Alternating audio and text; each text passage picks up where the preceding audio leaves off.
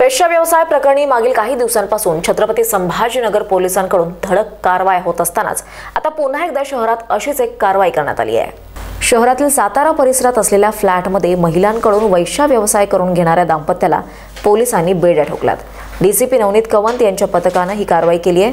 शरद संजय साबळे, रोहिणी साबळे आणि माधुरी थोरात अशी आरोपींची नावे आहेत।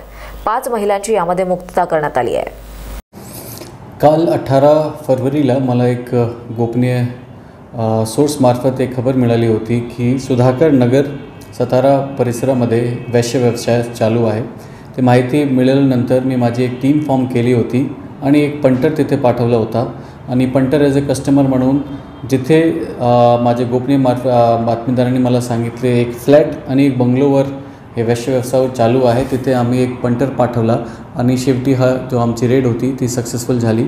त्यामध्ये आम्हाला 3 आरोपी सापडलेले आहे, शरद साबळे, रोहिणी शरद साबळे आणि मारुती सुरेश थोरात। एकूण 5 विक्टिम्स पीडिताला आम्ही रेस्क्यू केलेला आहे। ते 5 विक्टिम्स नाशिक शहरची एक होती, पुण्याची एक होती, नगरची 2 होती आणि छत्रपती संभाजीनगरची 1 होती।